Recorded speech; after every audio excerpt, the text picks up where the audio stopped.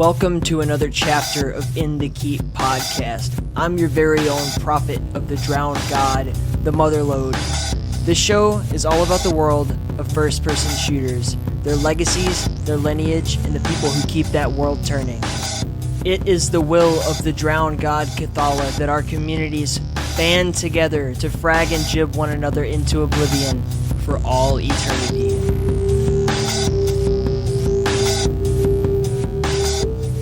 Alright, this go around we get a nice, short, simple, stress-free episode for you. This is James Quasar Haley. No relation to Bill Haley in his comments as far as I know, but an amazing, amazing game dev. This is a really kind of touching story for me. It's one prime example of a guy who made his way in the Doom modding community and then ended up finding a real job, working in a real studio, doing really awesome shit. He's famous for making Chocolate Strife early on, alongside Tim Valerial. You may know him as Kaiser, and then went on to work for Nightdive, and he's worked on everything from Blood Fresh Supply to working with Turok 1 and 2, the Strife Veterans Edition, and we even talk a little bit about Forsaken and everything. So it's a really chill interview, just walking through his career with him and getting to know a really great guy. So let's get in the keep with James Quasar Haley.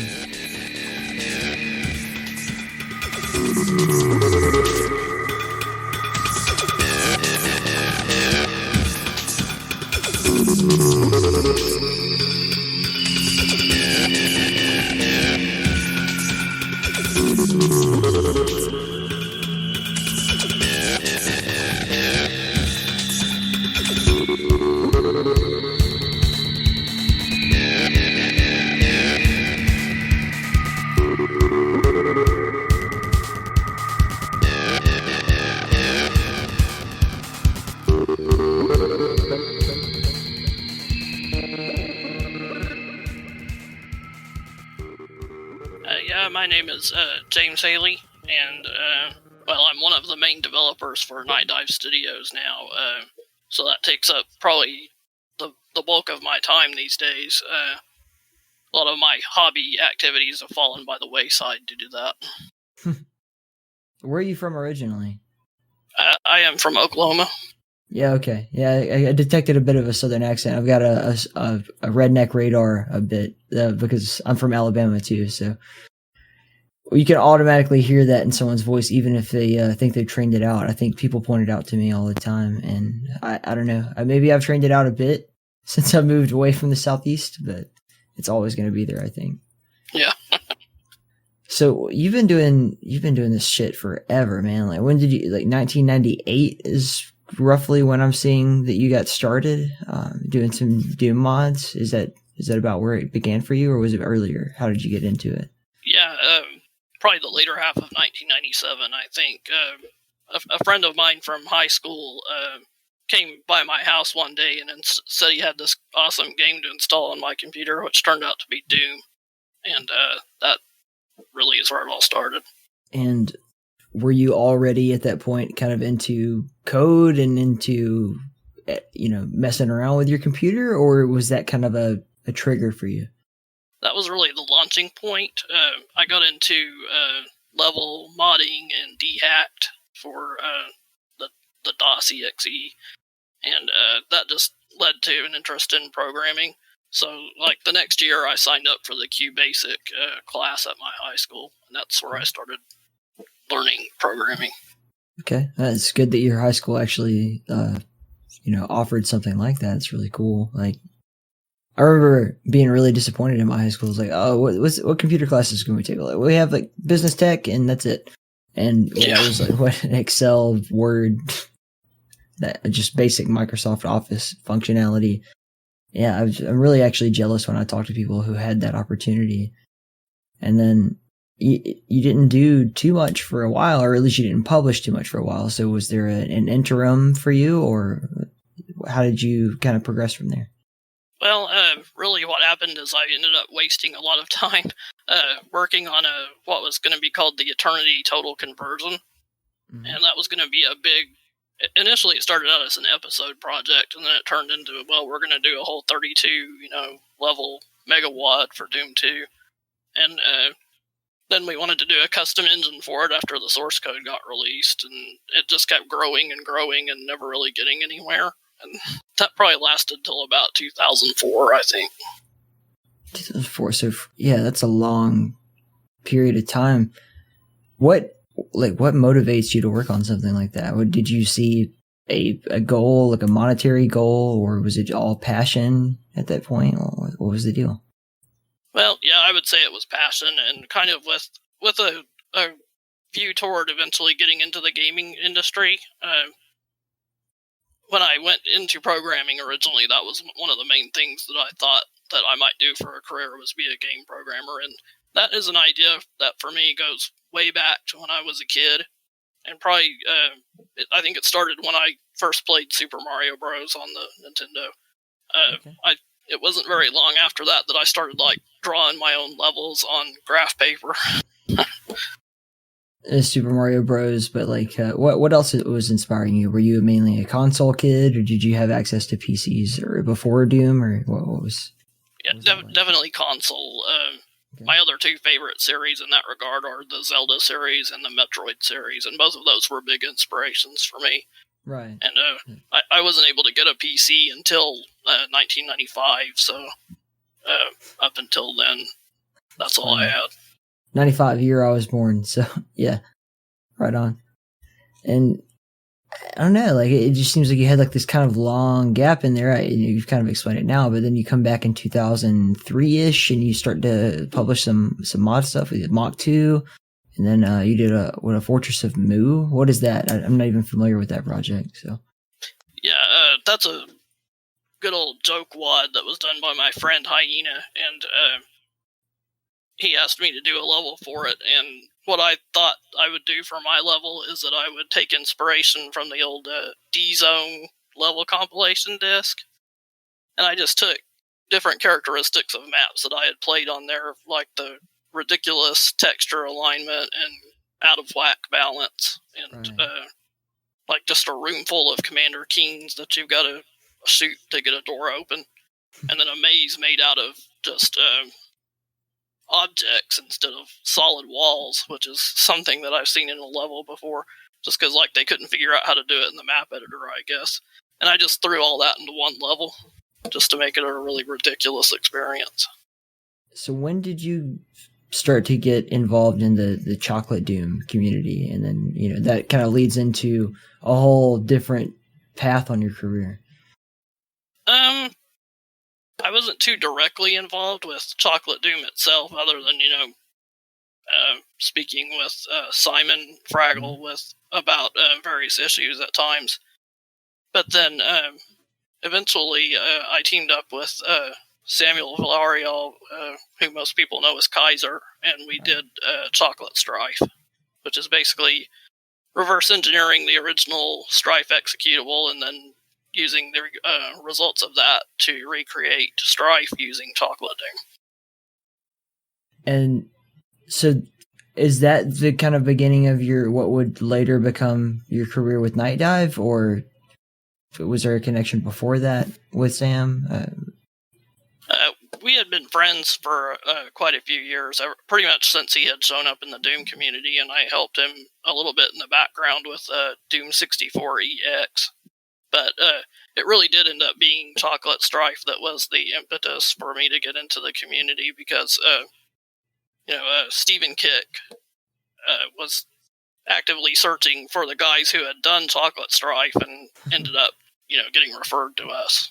Right, and then you guys ended up working on the veteran edition of Strife that was published by Nightdive, which is absolutely excellent, by the way. Yeah. Yeah, and were you previously a fan of Strife early on, or was this just it's an opportunity, I should work on it, or what? I actually started playing it in response to my interest in eventually reverse engineering it. I hadn't tried it before that, but once I did, I was like, this is really awesome, and we should just go ahead and try to, save this game from being so lost and obscure. Yeah, it is weird how Strife kind of went by the wayside. A lot of people seem to not remember it, and the people there's clearly a community of people who do, but the people who don't, it surprised me because this is like a really advanced, about as advanced as you get within the original Doom engine. You know, with all the RPG elements and the enemy AI is even everything. It's absolutely an excellent game, and it actually continues to blow my mind that it went under people's radar. Yeah, it had a really unfortunate launch window sandwiched right between Duke 3D and Quake. And it's kind of funny because the same thing happened to another game that I've worked on since then, which was Sin, and it like got sandwiched between Half-Life and then something that came out right before it, I think. Well, since you brought it up with Sin, what's been your kind of experience working with that game in general? It is a very weird, niche, kind of special game as well, and also it's in this weird area right now where it's got like the the Nightdive release, and then it seems like there's going to be more to the story as we go on into the next couple of years. So, how is it working on that project? Yeah, we had started back in, I think it was 2017, and we were at that point we were working with the current, what was then the then current IP holder, and we were looking at just getting the game updated, and there were some disagreements about what the scope of the project was going to be at the time and such, so it ended up getting delayed. And then, rather than give up on it, Steven decided to just go ahead and buy the entire IP so that we could do everything the way we wanted it. And so at that point, I blew the dust off my old work, and that was basically kind of just the adventure of getting the old Quake 2 engine to build in a modern version of Visual C++, fixing a lot of weird problems. Like, I had to get one of our assembly experts, one of our reverse engineer guys, to help me fix some of the assembly code because, like, it would use the wrong floating point mode and leave that active, and then it would mess up the runtime libraries later, which is just a really weird, obscure problem that you're only going to run into on an aging game like that. Going forward, we're looking at doing a whole proper remaster, which has been announced just recently. What's the deal with the Kex Engine and like working with it and everything? Was that it's primarily Sam Valerial's kind of baby, but what people seem to be confused, especially since like it got a lot of popularity with the Doom 64 port that recently came out, about what it is and what it actually does. Can you shed a little light on what it is? Yeah, it's primarily what you would call a low-level framework. It helps us get things running on multiple platforms at the same time. And it does this in a way that's a little bit different from, say, Unreal or Unity, in that it doesn't try to dictate how the game logic is going to work at all. And like in those engines, you get, like, there's a whole default physics engine, for example, and Kex just doesn't have anything like that, because what you're going to do with Kex is you're going to take the original game's code and update it and then interface it, where necessary with the low-level stuff. Okay. So sort of a metalware type situation. Yeah. Okay. And does there seem to be a limit, or like what are you guys looking at project wise in terms of like what can and can't be done with this? Because it seems like you have such a wide array of games that you've already successfully brought into the limelight with this engine, and it seems like the sky's the limit. But like, so you got everything from Strife to all the stuff that you guys like, and it's a mountain of work that Nightdive has been able to pull off. But now we're looking at Doom 64, we're looking at Sin. Are we going to be able to move into the early 2000s? I know there's Turok. Like, what else is there to come? Well, there isn't really anything that hasn't been announced that I can talk about. But okay. Yeah, not fair enough. I do think that the engine is scalable enough to keep us going for quite a while. And the thing is, we're always constantly developing on it and adding new stuff. And some of those things Sam is really good at doing. Like, he had been saying for a long time, yeah, I don't know about Vulkan. I don't know what we can do with that. And then he just put his head down and, like, over the course of a week, suddenly we had a Vulcan back end. And you guys even were able to pull off the blood pressure supply port, which I know a lot of my listeners are super into. But what was that project like in particular? Because I know it was a little bit more difficult than a lot of the other things that you guys have had to pull off. Unfortunately, I was just barely involved with that project. Basically, I consulted on a few things like how to properly translate VGA colors to a modern screen, because we had some accuracy problems with that in an early screenshot, and I was like, yeah, you need to do it this way. But I think that, speaking for Sam here, the main problem was that he had to basically reverse engineer the build engine in the course of a few months, and he just really didn't get enough time to work on it, I don't think. If he had, like, say, another year, it'd be perfect, I think. Yeah, that seems to be the consensus. Like, maybe if you guys had had more time to play around with it, it would have turned into a much bigger, better project than it ended up being. Although I still think it's quite good. But yeah, that's the story. That's the same thing I got from Steve, and I guess I'll just be kind of perpetually put in this situation where I keep asking, like, what happened? What's going on? And everybody's like, well, that same answer. So that's cool. What about the Turok series? I see that you have some credits on there. What was the experience like for that? Yeah, I would call Turok 1 my first really big project. Right. Strife Veteran Edition, it wasn't small, but Turok was even bigger than that.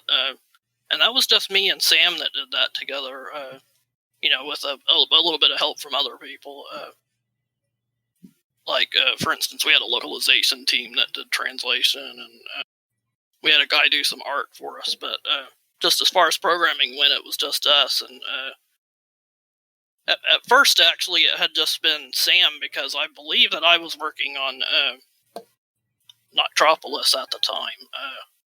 And then when that wrapped up, I went over to Turok with him, and we were like, wow, we still have a ton of stuff to do on this, and it's going to be due here in a little bit. So we just put our heads down and really buckled down on it. And I remember one of the big things that I did was some of the scripting for the bosses.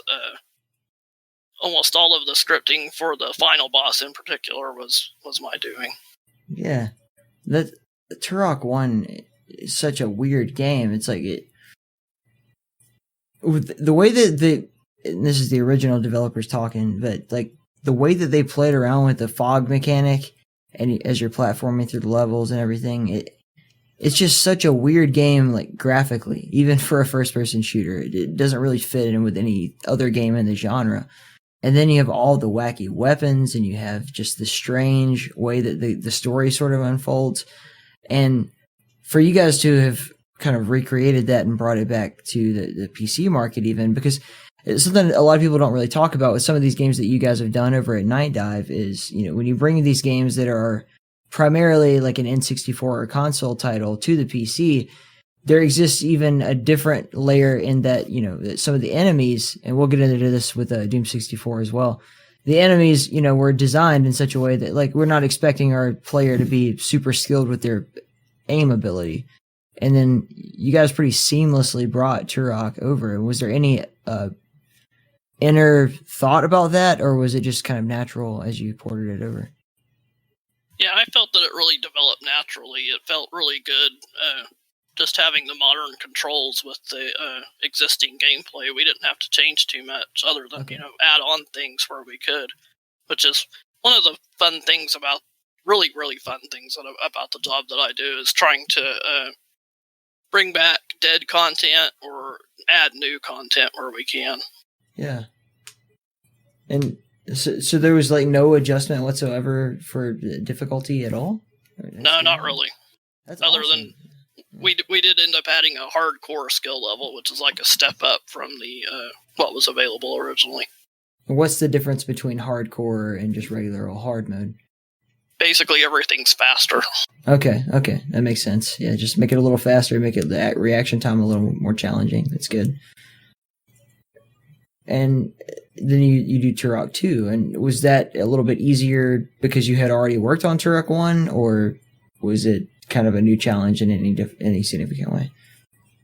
Yeah, I would say it was a new challenge in almost every way. It's probably the most difficult project that we've done to date, I feel like, and it's still paying out dividends somehow in that regard. And that, as we port it to more systems going forward, we still keep having problems with it. Well, what's the challenges that you kind of run into? Well, for one thing, and this is true for both Turok games, although it gets a lot worse in Turok 2, is that there's no real visibility system because the original game just relied on the fog. Right. You had a 45-degree field of view and about 10 feet of visibility, so everything outside of that just didn't draw at all. And now you've got to take this to a system where draw calls are at a premium. Like for example, on the Nintendo Switch, you can't have 300 draw calls in a frame or you just kill the hardware. And it's been a real challenge to get reasonable performance out of both of those games to a degree that you just wouldn't expect. Now, I could kind of anticipate that with Turok too, especially in comparison to the original Turok, because it does kind of just automatically that fog element was such a huge part of it, and when they threw that out the window, I can't even imagine what it was like doing that on the N64, much less what you guys are doing. Like, it almost seems like you got the easy part of that job. Yeah, it gives you a lot of appreciation for what people had to do back in the day to get games running on those really limited systems when you dig into their code and their assets and find out how stuff really works. Now, did you primarily see yourself as kind of a retro gamer or whatever, or did you just sort of find yourself within this job and call it from there? I've definitely always been retro. I still play old Nintendo and Super Nintendo, Nintendo 64, stuff like that. That's really my wheelhouse. So you're not going to get a PS5? No, probably not. Oh, man. Yeah, me neither. To be honest with you. That was like my big thing when everybody was freaking out about it. I'm like, what are you freaking out about? You're still going to play on your PC, idiot. You're not even going to buy that thing. But I don't know. It's an interesting time in the world of games because we have this kind of separation. People like you going on, you guys are making these amazing like retro style or even like retro ported games. And people seem to really gravitate towards that and appreciate that to the point where there's this like beautiful indie scene of people who are trying to recreate that within the framework of like new worlds and new stories. And then we have this whole other world of just like this consumeristic market of like, please buy our crap. And, I don't know. It just sucks. It sucks because I wish there was just like a more of a focus on things that you guys are doing. What you guys are doing is amazing to me. Yeah, I don't feel that would ever hurt to have more. And so from Turok 2, you guys work on Forsaken, and that was really cool. We actually got to give away a few copies of Turok 2, and Forsaken, and Blood Fresh Supply, because Stephen was so generous with our recent charity event that the Keep put on. But that game is actually very particularly interesting, like this space shooter and everything, and in a 3D world. And what was that project like for you? Yeah, Forsaken went really well, and that was kind of everything that we felt went wrong with Turok 2 we tried to fix. And it was also the first game that uses our unified framework, which is basically like, Turok 1 and Turok 2 are Kex games, but they're not on the unified engine framework, which means that we can't take new stuff that we've done and put it into them instantly without a whole lot of work, whereas Forsaken and everything we've done since then is on this framework where it constantly evolves along with our latest development. And that's been one really good thing that we've done since then that goes forward and will continue to help us do better, go faster. And so what's been the challenge as far as porting everything to the Nintendo Switch? Because it's like, that's the thing with all of these awesome retro shooters now is like, well, you got to have a Switch port, right? And so then you end up you guys doing scroll wheel mechanics and, and then you're kind of the opposite of what I was saying earlier, where we have like make it a little more difficult for the mouse and keyboard users. And now you got to like dumb it back down for the for the console users, what is that like? That must be really interesting. Yeah, I would say the biggest challenge for Switch development is just performance. And that, Okay. like on Turok 1 and 2, I had to roll out some optimizations that you don't typically hear about anymore. Like, for instance, one of them is called hash key interning, which is where you pre-compute a hash code for a string and store it somewhere instead of calculating it every time you need to do a lookup using that name. And that just saved so much CPU time. But it's like, that's something that people used to worry about, say, back around 2000, and not, these days. But on a system like that, it's still something that you have to think about. And then the fun part of the development is kind of like the stuff you were talking about, is adding on console-specific features like the motion controls and vibration support. I really love adding that kind of stuff in. Yeah, so what do you think is important when you add stuff like that? It's not something that was totally inherent to the original releases of a lot of these games. For Blood, it was totally not a question at all, and for Turok, it was like, the Nintendo was such a strange console where you had the Rumble Pack and stupid shit like that, but it wasn't default. It was like an added feature that you had to sell the game on, and for you guys, it's like it's kind of expected of you. So what was some of the things you wanted to take into consideration? I feel like you had a little bit of creative freedom when it comes to that. Yeah, I just had heard about the feature being implemented, say, like in the 2016 Doom game, and I was like, that sounds really cool. I'm going to try it in Turok and see how it feels. And I was like, once I got it working, I was like, this is amazing. Yeah. It's such a cool, step into the future. And I guess, without pressing you for any information that you can't talk about yet, but Sen Gold is kind of on the horizon, and whatever you guys end up doing with the future releases of this, I'm really excited to see that. What can you say in regards to that? Well, not a whole lot, other than I think it's probably okay to say that we're working on some scaled up resources for it. Okay. And it'll be probably the first time that we've really done that for a game. Yeah, we'll have to clear. I guess we'll run this by Steven and make sure he's cool with everything before we air it. But yeah, I just can't say enough. I love what you guys are doing over at Nightdive. I told him that, and I'd love to have Sam on at some point too. But I was specifically told, I can't even remember who was telling me this. I was sitting around talking about, probably shortly after the Steven episode, you got to have Quasar on, dude. That guy's been around forever. He's been doing all kinds of cool shit. So I'm glad I finally got a chance to sit down and chat with you, bro. What else? Is there anything that you have as a goal that you'd like to accomplish in the next few years or in the future with your game development career? I feel like I'm really in a place that I like being and that I need to be in, and I just hope that Nightdive is able to continue growing and keep true to the mission that it has now, and not I'm sorry, I'm not sure what I wanted to say. Is a question that I have to, I guess, really ask is what with going on, what with everything that's going on over with System Shock coming out, because this, though it is technically still a remaster, this is a much bigger project than what we typically see out of a Nightdive game, where it's usually oh yeah, we're gonna release an old game and it's gonna be basically exactly the same.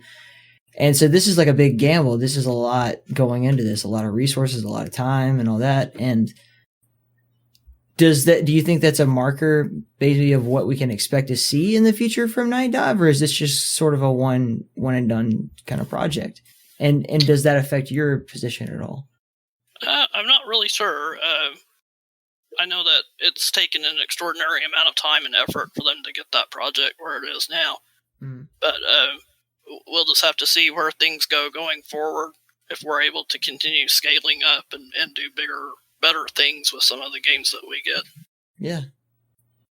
I think that's just such a special project. It's so weird that it even exists, and with every reason for it not to exist, with every bit of turmoil that has had to be mucked through to make it happen. It's just such a strange situation. And having played the demo, I'm so happy with where it's at right now.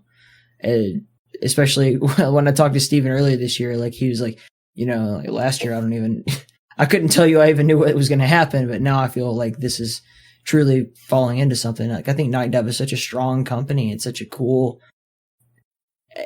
it's hard to even call it a niche. Like usually you're like, oh, this is a little niche thing or whatever, but like Nightdive is like kicking the shit out of the gaming world right now. And I'm really happy to support you guys in every way that I can. Thanks. Yeah. Do you have any parting thoughts, any shout outs or like love you want to give out to the community? Anything else going on? I guess I'll say hey to everybody in the Doom community, and of course hey to my Nightdive guys, Sam, Edward, Max. That's about it. Thank you, man. I'm really happy we finally got a chance to sit down. Yeah, it's been great.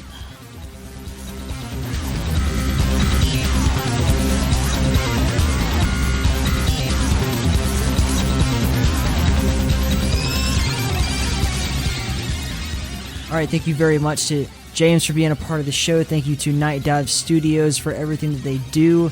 Thank you to Kaiser for making the fucking Kex Engine amongst all of his other amazing contributions to Doom. And just like this whole crew of guys, man. If you're not down with what they're doing at Nightdive Studios, I'm not down with you. You suck. F you. Oh.